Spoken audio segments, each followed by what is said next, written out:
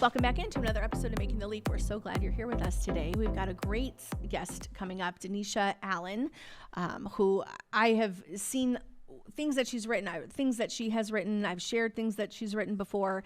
I really like the way her mind works, and she is going to be talking with us today about the reform. I'll use the word reform that Ron DeSantis is helping to facilitate down in Florida that just got passed, which is exciting.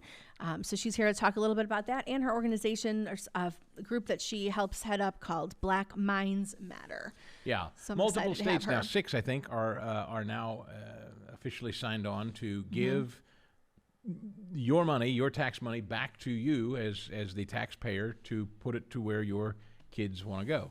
We've, as we've been talking with different people, we've been getting some really good reviews and some really good emails. Oh, good. And I'm glad, because I feel like as we bring guests like Denisha, or as we had Nicole Solis a few weeks ago, I think as we've had these people on, I think it's resonating a lot with readers. But we also bring on people like Matt and Amy Barnard, who have started their own schools, or Jamie and Luke, I believe. Yep.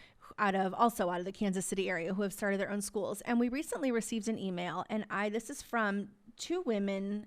I'm going to say Leah, I hope I'm pronouncing that right, and Angie.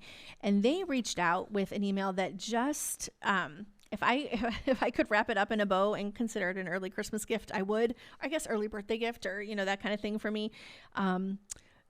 I just wanted to share this because I think there is power in sharing our stories, and because Amy and Matt come on and share, and Luke and Jamie come on and share, I think there are situations like this that are occurring more and more. And who is this from again? This is from Leah and Angie, and they do not have a state, or I think they do have a state, yes, North Georgia. So they're in Georgia, which is interesting. So alongside Florida, right? Thank you so much for sharing your story, wisdom, and other stories. I came across this podcast while looking at the Herzog website, which I thought was great. I laughed when I saw the name of the podcast, God is So Good. I actually Zoomed with Luke Johnston right after I discovered your podcast. So I was like, I love that.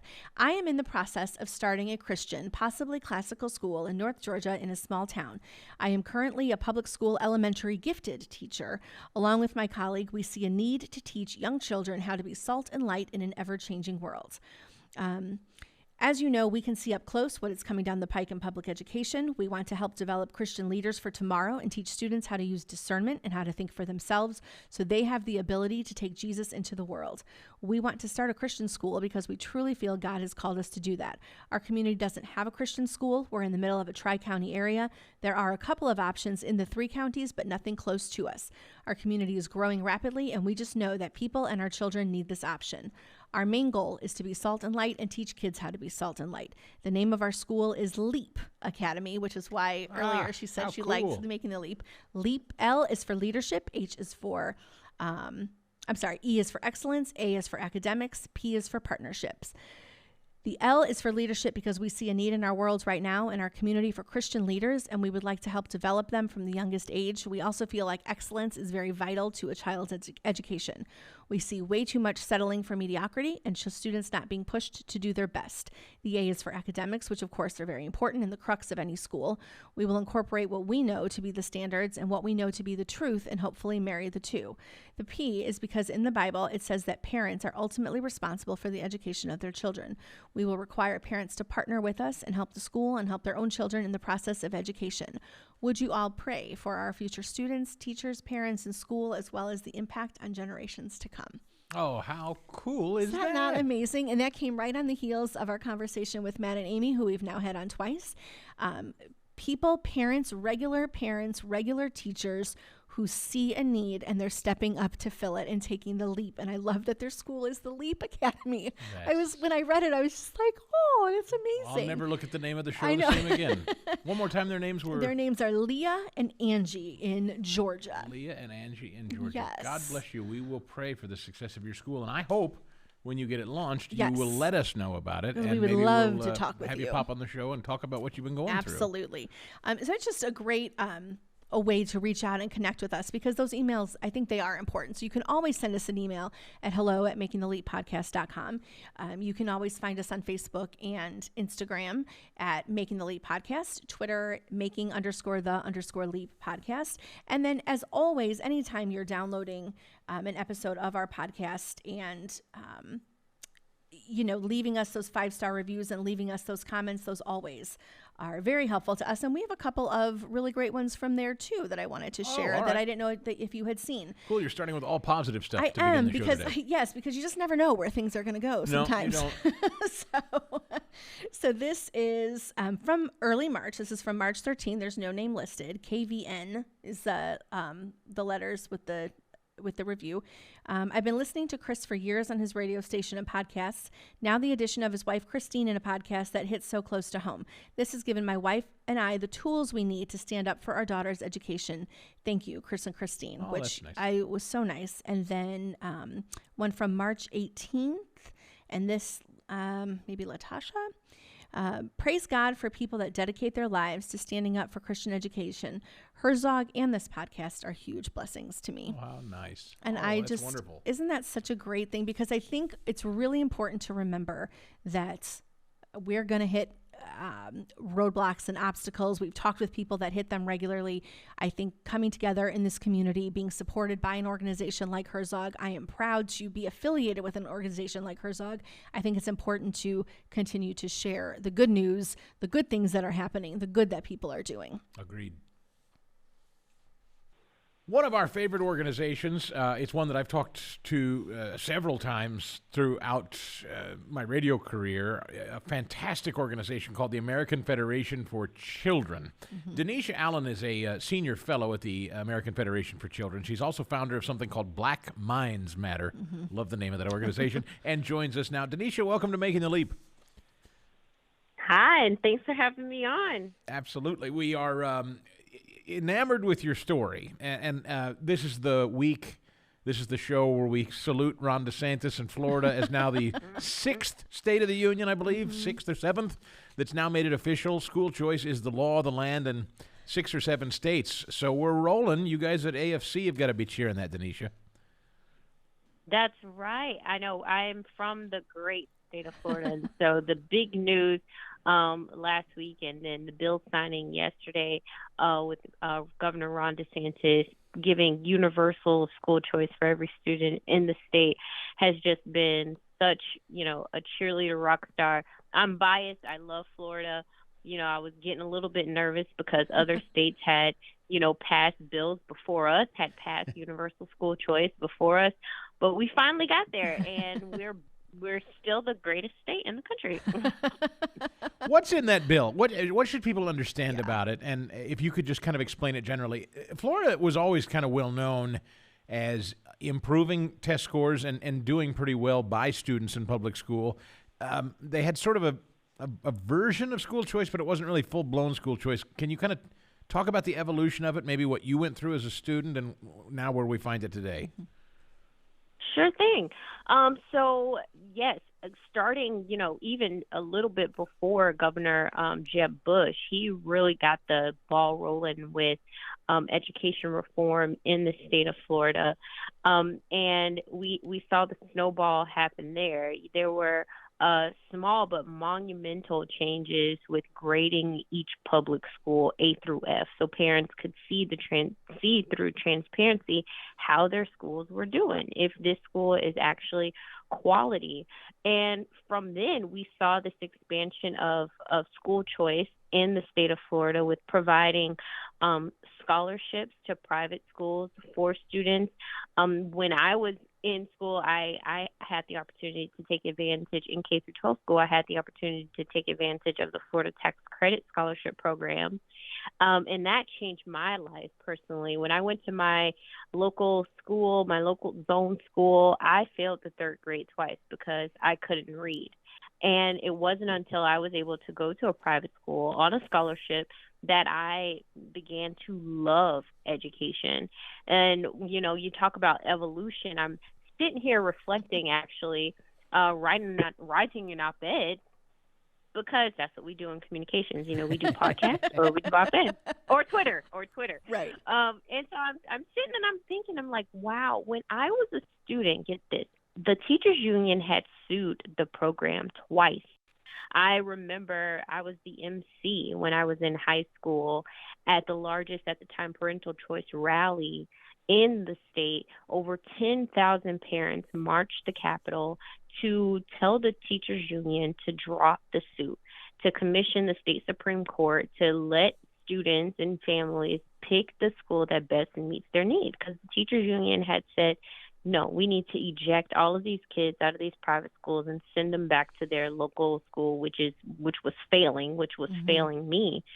And that happened twice while I was in grade school. And so to now get to a moment to see all of that fight that parents had to do, even, not to say that Ron DeSantis is in office because of, but there was a very slim margin between Democrat Andrew Gillum and Ron DeSantis. Mm-hmm. And there's a wonderful Wall Street Journal post that said that there were Black moms who were beneficiaries of the scholarship program, the tax credit scholarship program in the state of Florida, who voted more for Ron DeSantis by margin than Andrew Gillum. And so parents have been fighting for this time, and it's Ron DeSantis has continued to stand up for families. He's not let that go down by the wayside. We see so many politicians get in office and they renege on their campaign promises. And that's not Governor DeSantis. He's definitely provided way more. And to outline the bill a little bit, so now, instead of having a scholarship program that's for lower income families, all incomes can be eligible within 3 years. So in 3 years, it'll be totally universal, but the cap on income has went to the height of 400% above the poverty line, which is about $110,000 for a family of four, and then it'll expand eligibility each year. And so currently there are about 180 students who receive the tax credit scholarship, and that'll be universal starting next year. Every student in Florida will be eligible, and they'll be eligible to receive about $8,000 in their tax dollars to go wherever they want or to use on whatever they want. If a parent wants to buy extra learning materials or tutoring services, tablets or books, they'll be able to do that in addition to paying private school tuition. That's amazing. I just listening to those numbers, the amount that are utilizing it now and the amount of students that will be able to is staggering to me. Always ask parents point blank, even if they don't know anything about school choice, they've never thought about it before. If you just walk up to anybody who's a parent and has kids in school on the street and you just say, hey, your state spends approximately, you used $8,000. Your state spends $8,000 on your student every year. What if I just gave that to you to spend it on the school of your choosing? Is there a single parent you've ever met that would say, no, I don't like that idea at all? They all love it, right? I mean, like, it's just so common sense, Denisha. You've gotten that right. No parent has ever said, no, just send that money to public school. We just want the money to stay with public school, to fund public schools. No, they're like, we care about our kid and making sure our kid gets a high-quality education. There's so much craziness right now happening in Baltimore, Maryland, with just depressing, and it's so sad what's happening to the students in Baltimore. And the average per pupil expenditure in Baltimore City is $21,000. That is and insane. Those parents in Baltimore are not saying, no, let that money stay with public schools. Right. That's not giving our kids a quality education. They're saying, please give us that money. Well, you've got an editorial here. In fact, I have at Fox News. I think you wrote this. Baltimore's failing school system is making school choice the only hope. That's right. $21,000 per pupil. And for schools that are And their failing. graduation rate Yes. is 69%. Right. That's with not a test great. scores that are dropping like crazy, with gaps that have to be closed, not only just from COVID, but from years prior. Like, you've worked your way up to this system. Even if you gave people in Baltimore half that money, you gave them $10,000, $11,000 Right. a year per pupil, right? What could they do with that? Right. Yeah. That's amazing. Yeah, that's right. That's exactly right. They're really setting up the students in Baltimore for failure, and it's really sad what's happening. And they're helping us to make the case for more education freedom, because right. parents are frustrated after COVID. All across the country, parents began to say, wait a minute now, like, I don't have to put up with this. Like, we don't just have to send our kids to school and just, hope that they learn and hope that they, receive good grades. We can actually stand up and be an active player in the politics of it. They're not just fighting, teachers or the school administration anymore. They're fighting politicians. And it's a beautiful thing, because they're taking power into their own hands. We've seen this great micro school movement, where individuals are like, well, it can't be that hard. If they keep feeling it can't be that hard, we can try at this. And we've seen it. Like you mentioned at the top of the hour, like we've seen this school choice wave happen across the country, where 6 states now have passed universal school choice, where every student in the state is now eligible to receive scholarships. And what teachers unions know, Denisha, what makes teachers unions so frightened is they know that if 6 states do it, there's going to be more, and soon populations will start to shift. What you will see, and this is the beauty of federalism, right? Federalism allows every state to be its own laboratory. They all create their own marketplaces, and they compete with one another. And sure enough, what you're going to see, people in Maryland and Pennsylvania and Michigan, blue states that won't allow this stuff, they're going to move to the states that are allowing for it, Denisha. Right. So it's going to happen. That's right. That's the hope. I'm Florida's neighboring state is Georgia, and I've talked to several people like, wait, Florida just did what? And they're like, we need to move to Florida. And so you're exactly right. I'm like, oh Lord, with we already don't have. I'm trying to buy you're land. already. Florida may break off the continent with the population that shifted the amount down of there. people going there. I know. Well, remember, like they were saying that Florida's supposed to sink, so we don't need people to move to Florida. So instead, we need other states to do what Florida did and let them stay there. That's right. Let people just be there. Well, we're here in Missouri now, Denisha, where to our north in Iowa they did it, and to our south the new governor, Huckabee Sanders, did it. In Arkansas, I'm constantly talking to Missouri and Jefferson City, like, what the heck? We got people to our north and to our south doing it. Get it together, guys. Well, that's exciting, actually, because there might be political pressure on the state because the neighboring states have done it. Yes. And that's the hope. That is. It is. What do you say, Denisha, and I might stumble over my words a little bit, but what do you say when, the argument I hear 2 different arguments a lot on these, tax credit, on these scholarships, right? When we're talking about scholarships, sending kids to different school or allowing them to choose, is that we're now in effect saying it's tax money that still has government strings attached to it. That's one thing that I hear a lot with this. And then the other piece is that we're still not solving the problem of curriculum as it's being handed down from the Department of Education. That DESE, that wherever you are, whatever state you're in, that Department of Education isn't being reformed, and so we're not solving the problem. And I know that's 2 separate issues, but I come up against it a lot, and it seems to be. I know there's misconceptions within them, and I'm just curious what you would say to both of those. Yeah, well, with this. It was a theory, but now it's actually becoming what's after theory when it's fact, actuality, reality. Yeah. Fact, yeah.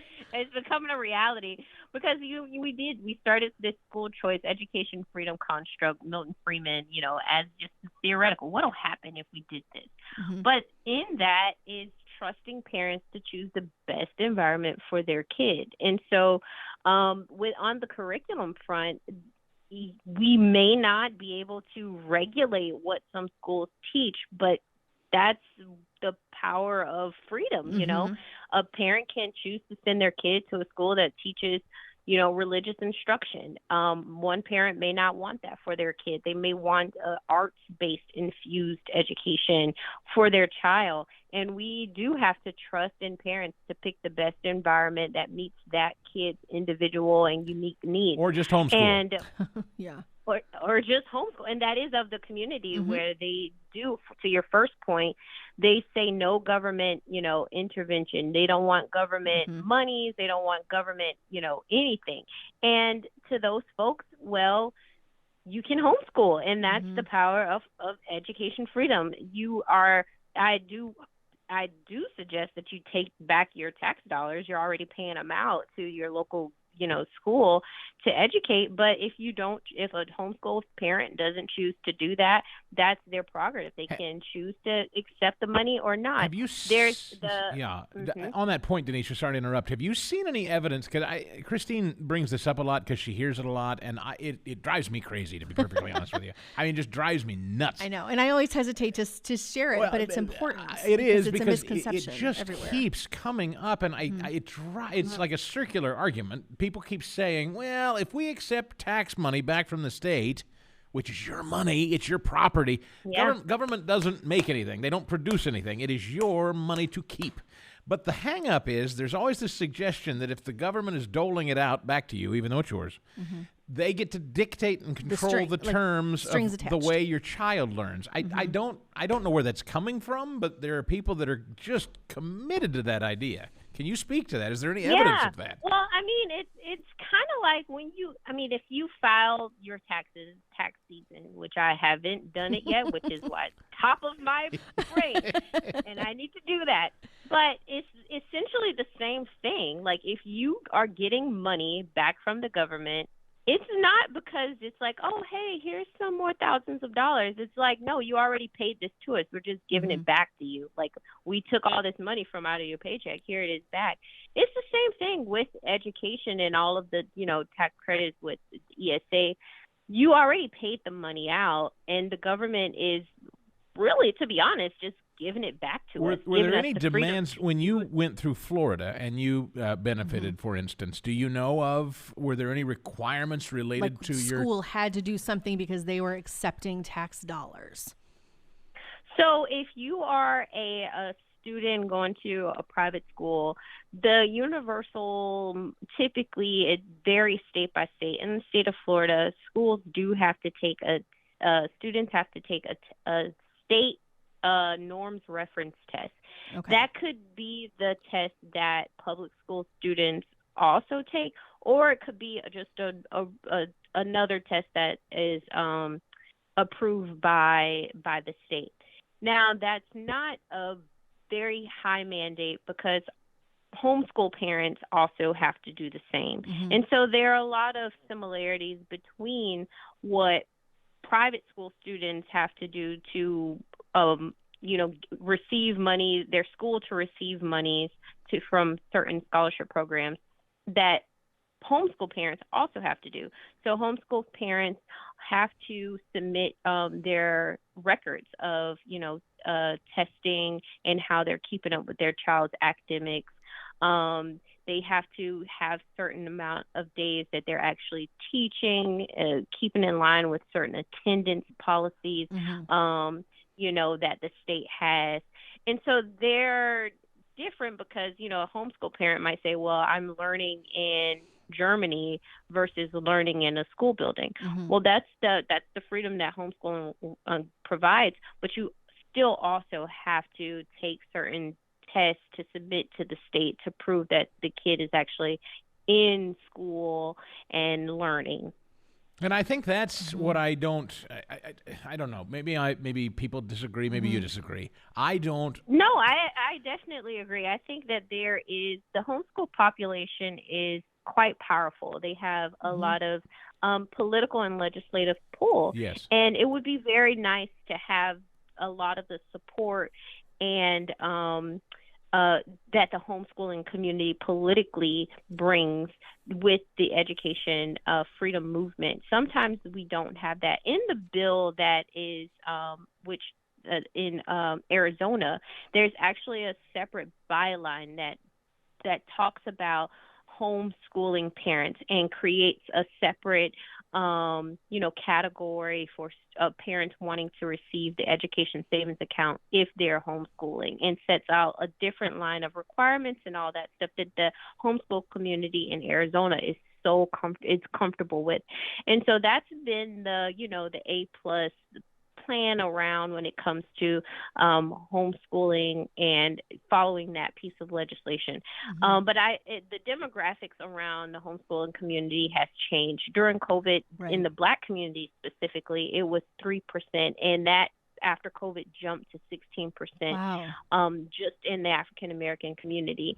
And the African American community has traditionally voted for Democrat and has had little, writ large, political power in swaying, And so I do think that there should be a wave, a shift in the larger homeschool community to reflect that change in demographic, Mm-hmm. because writ large, the predominantly Black people are lower income. And so I think that, lower income people benefit from school choice. I and just we don't know see that them working to at be true. cross purposes. I find it unfortunate that anyone in the homeschooling community would see themselves as working at cross purposes with those who would either seek a private school, Christian school, or public school. I see school choice as a net positive for all, and I think there are still, and we've talked about this in previous shows, homeschoolers are still, to a degree, mistrustful of this because Sure. they feel this is a backdoor to control the way Sure. they want to dictate the terms of education for their kids. I just don't see any evidence of it, I guess is my point. And I'm looking hard. If I thought there was truly evidence, I would say, oh, here it is. I see what you mean. Right. Right now, it seems like, respectfully, it seems like kind of baseless. But maybe I'm wrong. Maybe I'm wrong. Hey, we have 6 states now. We'll be up to hopefully 25 by the end of the year. I hope so. I Fingers hope so. crossed. I know. It'll be hard to deny all of this free money, so that'll be the the pull. But you to get can. everybody To on be board. clear, you can still just say, no, I don't want my money Right. back, I You can guess. always do that. Yeah. Yes, for sure. For sure. Well, Denisha, we appreciate your time today. I think it was such a cool timing thing. Just when we read that you had received, one of these tax scholarships when you were in school, and then to know what was happening here and, recently within Florida. And it's just cool to watch, and it's neat to be able to continue to share information to help dispel, I think, what are common misconceptions and myths around this idea of school choice. I think it's important to keep sharing, and I love sharing the article, the things that you've written. I love just kind of pushing them out to people. Can we ask quickly, Denisha, before I let you go, on Black Minds Matter? BlackMindsMatter.net. Yeah. I want people to know about this, Right. too. That's right. Black Minds Matter. I started that project during the social unrest that we saw in this country when, after the murder of George Floyd, it seemed like everyone was trying to reconcile racial equality in the country, which was fabulous. We there were some things that needed to be taken down. There were some things that needed to be revised or revamped that were like, okay, cool. But the one thing that I saw, and Black Minds Matter, or playing off names, and that did not happen was the focus and the attention on the education system. Like, why are only 15% of Black kids in America reading on level and 13 doing math on level? Like, that's ridiculous. And that is not new. It's been the case for decades now. Right. That's and not COVID. That's already, that's not a COVID that's thing. not COVID. Right. Exactly. And many people, even with what's happening in earlier, people are saying, oh, COVID. No, this is a true injustice to graduate students and them not be able to read. Like, that's a true injustice. And then we pump these kids into the criminal justice system, because where else are they going to go? Are they really going to college? Are they going out and getting trades? No, because they can't read. And I like I said, bottled up all those frustrations in an op-ed, and it kind of spiraled into what we have today. We have a great movement to, one, educate the public and let them know that education freedom is the way. It's a feasible alternative to making corrections and some of the deepest societal injustices that we have today, which is my opinion when it comes to promoting Black excellence. When we talk about promoting, Black people, like, the one thing to do is give them a great education, give these kids a great education. And we also do the work through spotlighting and showcasing our Black school founders. One of the cool things that I stumbled upon was education entrepreneurship, and how it's not just a thing that benefits students and families. Like, we've seen now, because it's been around for so long, that school choice actually has benefited the educator, and that educators have freedom to create and launch school environments. They're now able to be innovators and true practitioners in the space. And so that's been such a fabulous thing to do. And that's Black Minds Matter. You can go to our website, blackmindsmatter.net. We have our national summit coming up, which this is the second year, so really excited about it, in DC, and you can find that out too on the website. Excellent. Well, thank you so much for sharing that. I love, that is one of the best things I think about doing this podcast, is just the wealth of information that is out there and the avenues that can be explored. That learning about people in the fight too. Right. Yeah. All the people that are just coming together for this common purpose to educate our kids and educate them the way we know is most beneficial, I think can't be said enough. So thank you so much today for your time. Denisha Allen, thank you so much at the American Federation for Children. We appreciate you. Thank you, Chris and Christina. There's a lot in that conversation that we just came out of. And I know, you and I talk specifically about, I send you things as I come across them that I know when it comes to these tax scholarships or with these scholarships using tax money, I think it's good to keep hearing from people like Denisha, because I think it helps continue that conversation. And it offers me ways to say, you know what, here's another person to come listen to. Here's somebody else that is a direct benefit of it. And so what you're saying isn't actually accurate. And I want you to hear, from someone that has it. I know we've done shows about this before, and it just feels circular. I think people that are committed to the idea that if the state grants you money that's yours, that means control over you. And I don't. Well, I will tell you where it's coming from mostly now. Yes, it is within the homeschool community at times, and I do understand why. I think they've had a long fight for a long time. Understand, yes. That I get. I am now starting to see it within conservative groups, fighting because the bill wasn't written quite correctly, that is pushing, this piece of it on. Or there's a woman, actually, she's not local, but she's out of Missouri.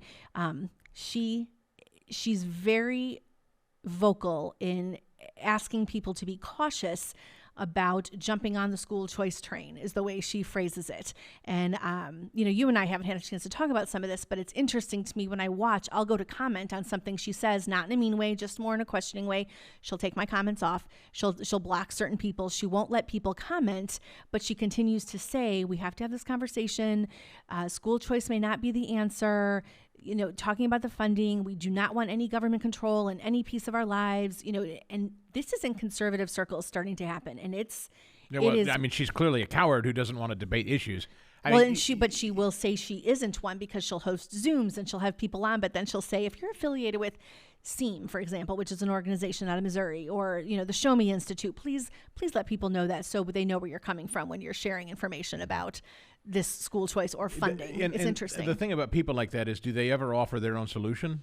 Or is it just about nitpicking everybody else who's trying to make a change? She's interesting because she does talk about the fact that she did pull her kids out of school, but she continues to just say she's not sure that these tax credits, that these education savings accounts are the way to go. And so she doesn't have to take a nickel. Agree.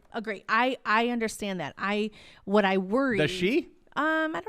I don't know, but it's tiring to listen to people say the same thing when it's very, very simple. Don't take the money. Don't take the money. Just shut up and don't take the money. I'm not arguing with you per se. There's nothing to discuss. There is zero to discuss with these people. Well, perfect, then.